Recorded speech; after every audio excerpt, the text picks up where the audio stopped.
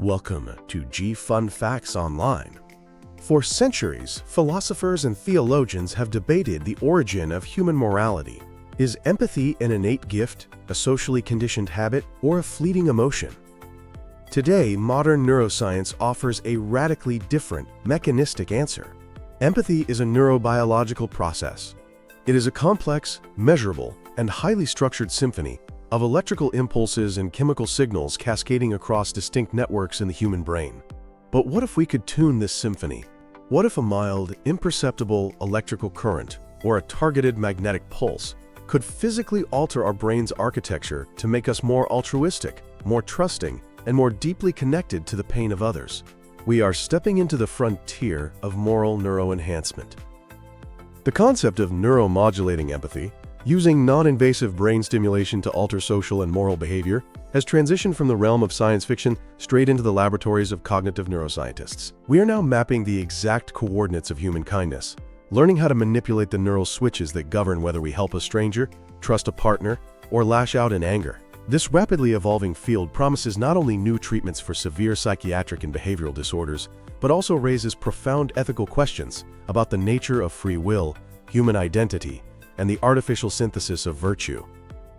To understand how a machine can alter our morality, we must first abandon the idea that empathy is a single, monolithic emotion. Neuroscientists categorize empathy into three distinct, interacting components, which are affective empathy, cognitive empathy, and prosocial motivation. Affective empathy is the raw, visceral experience of sharing another person's emotional state. When you wince upon seeing someone stub their toe or tear up when a friend is crying, you are experiencing affective empathy. Neuroimaging studies reveal that this emotional contagion is rooted in the anterior insula and the anterior cingulate cortex. These primitive, deep brain structures are essentially the brain's pain matrix, firing not only when we experience physical or emotional pain ourselves, but also when we witness it in others. Cognitive empathy, often referred to as theory of mind, is the intellectual capacity to understand another person's perspective without necessarily absorbing their emotional burden. It is the ability to map the mental state, intentions, and beliefs of someone else. This capacity relies heavily on the right temporoparietal junction, a region situated just above and behind the ear, where the brain integrates sensory, emotional, and spatial information. The right temporoparietal junction allows us to draw a distinct boundary between the self and the other, enabling us to conceptualize an external viewpoint. Prosocial motivation, or compassion, is the behavioral output of the first two processes. It is the drive to alleviate another person's suffering. Recognizing that someone is in pain and feeling their distress does not automatically guarantee that you will help them. Prosocial behavior requires the activation of the prefrontal cortex, specifically the dorsolateral prefrontal cortex and the ventromedial prefrontal cortex. These executive regions evaluate social contexts, weigh the costs of intervening, regulate impulsive selfishness, and ultimately trigger altruistic action. Because moral behavior relies on these widely distributed networks, it presents multiple biological targets for intervention. Historically, modulating human behavior required pharmacological interventions, drugs that alter global neurochemistry, often carrying systemic side effects. Today, non-invasive brain stimulation techniques allow researchers to target precise millimeter-scale regions of the cortex. The two titans of this field are transcranial direct current stimulation, or tDCS, and transcranial magnetic stimulation, or TMS. Transcranial direct current stimulation involves passing a weak, painless electrical current between two electrodes placed on the scalp. This current alters the resting membrane potential of the targeted neurons. A nodal stimulation depolarizes neurons, making them more excitable and more likely to fire. Cathodal stimulation hyperpolarizes them, making them less likely to fire. Think of tDCS as adjusting the volume on a specific brain region, priming a network to be more or less sensitive to natural stimuli. Transcranial magnetic stimulation is a more active intervention. It uses an electromagnetic coil placed against the head to generate brief, powerful magnetic pulses that pass through the skull and induce localized electrical currents in the brain tissue. Depending on the frequency, TMS can either excite or inhibit neural pathways, forcing the brain to reorganize itself. Advanced variations can induce long-lasting changes in brain connectivity in a matter of minutes. For deeper conditions, neurosurgeons utilize deep brain stimulation, which involves implanting electrodes directly into subcortical structures. While highly invasive, it provides real-time, precise modulation of neural circuits.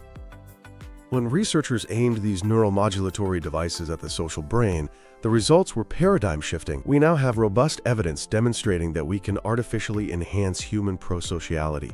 Much of human social life is built on economic trust and voluntary cooperation. Behavioral economists and neuroscientists have used classic paradigms like the ultimatum game and the trust game to measure these traits.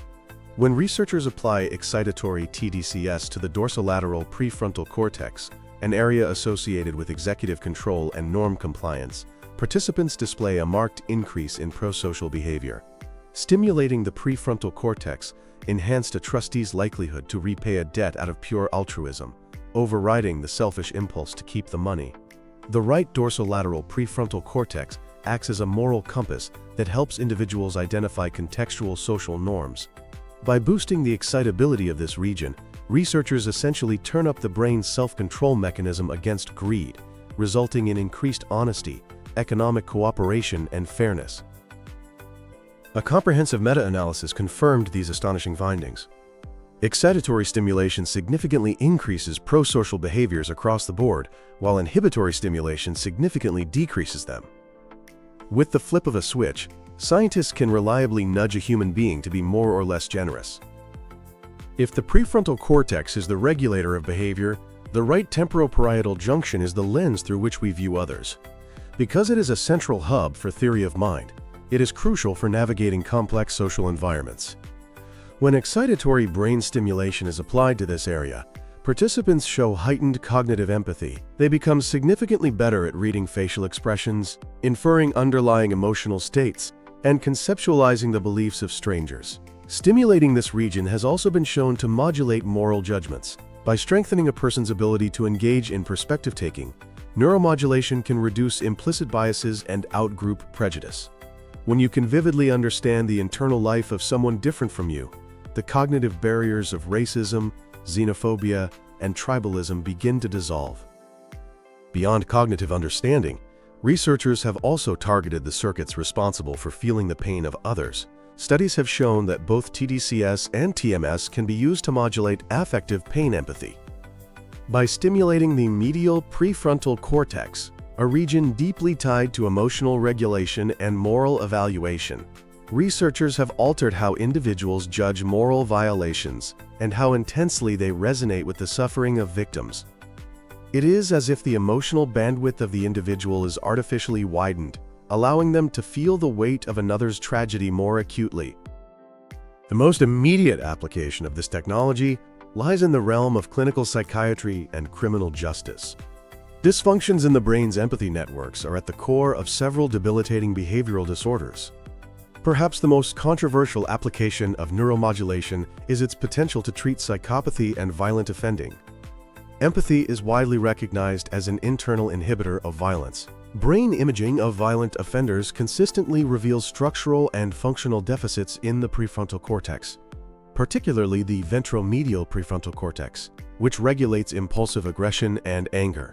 Current research is investigating the use of tDCS as an intervention to increase empathic abilities and decrease antisocial behaviors in violent populations. By delivering targeted electrical stimulation to these regions, scientists aim to reawaken the neural circuitry responsible for remorse, self-control, and affective empathy.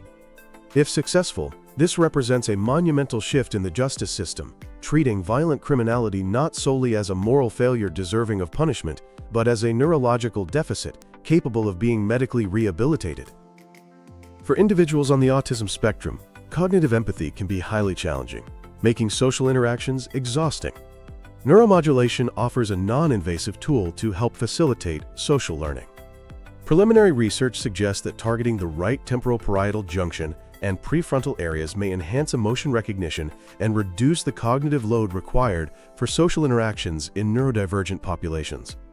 Similarly, for individuals paralyzed by severe social anxiety, Inhibitory stimulation applied to overactive emotional centers could dampen the crippling fear of social judgment, allowing them to engage more freely with others. As the efficacy of moral neuroenhancement grows, it drags us into an ethical minefield. The idea of using brain stimulation devices to engineer better human beings challenges our most deeply held beliefs about identity, merit, and free will. If you act generously because an electrode on your scalp is hyperpolarizing your dorsolateral prefrontal cortex, are you actually a good person? One of the primary ethical concerns is the restriction of freedom. Critics argue that artificially overriding a person's natural inclinations deprives them of the moral struggle that defines genuine virtue. If morality becomes a biological given rather than a conscious choice, we risk stripping human actions of their moral weight. Furthermore, in clinical or penal settings, the line between voluntary treatment and coercive state control becomes perilously thin. Another dominant concern is what neuroethicists call misfiring. The brain is a delicate ecosystem, and enhancing one cognitive or emotional trait often comes at the expense of another. Morality is not a single capacity, it is highly context-dependent. If we artificially boost affective empathy, we could induce crippling emotional distress in individuals, rendering them unable to function. Imagine a surgeon who is so overwhelmed by heightened pain empathy that they cannot perform a life-saving operation. Furthermore, empathy is notoriously biased. We are evolutionarily wired to feel more empathy for our in-group than for outsiders. Artificially amplifying empathy without simultaneously boosting rational executive control could inadvertently increase tribalism and in-group favoritism. While brain stimulation has the potential to alter moral behavior, such alteration is unlikely to improve moral behavior in all situations, and may even lead to less morally desirable behavior in some instances. Looking to the horizon, we are moving beyond single-session therapies into the realm of integrated brain-computer interfaces. As these devices become smaller, safer, and more powerful, the healthy population will eventually have access to closed-loop neuroprosthetics. These devices could continuously monitor an individual's neural activity, detecting spikes in anger or dips in empathy, and instantly deliver sub-threshold stimulation to correct the imbalance. We are approaching an era of cyborg virtues. Future citizens could voluntarily optimize targets such as self-control, caring, intelligence, fairness, positivity, and transcendence. We might strap on a portable neuro headset to boost our cognitive empathy before entering a tense marriage counseling session, a diplomatic negotiation, or a jury deliberation. While this could drastically reduce conflict and promote an unprecedented era of human cooperation, it raises the specter of neuro inequality. Will moral enhancement be a luxury available only to the wealthy? Could neuroenhancement become a professional prerequisite for judges, politicians, or police officers? The discovery that human prosociality can be modulated by external electromagnetic fields forces us to confront the physical limits of our own nature.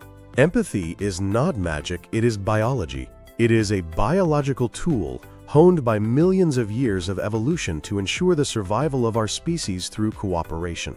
Transcranial direct current stimulation, transcranial magnetic stimulation, and deep brain stimulation are offering us the keys to our own cognitive source code. The ability to alleviate the suffering of individuals trapped by hyperaggression, impulsivity, or social blindness is a triumph of modern medicine. Yet, as we transition from healing the sick to improving the healthy, we must tread carefully. Neuromodulation of empathy proves that we have the technological capability to artificially break down the walls of the ego and foster profound prosocial behavior. But technology is only an amplifier of human intent. Brain stimulation can tune the instrument of the human mind. But it is ultimately up to society to decide what kind of music we want to play. As we unlock the secrets of the moral brain, our greatest challenge will not be engineering compassion, but ensuring we have the wisdom to use it responsibly.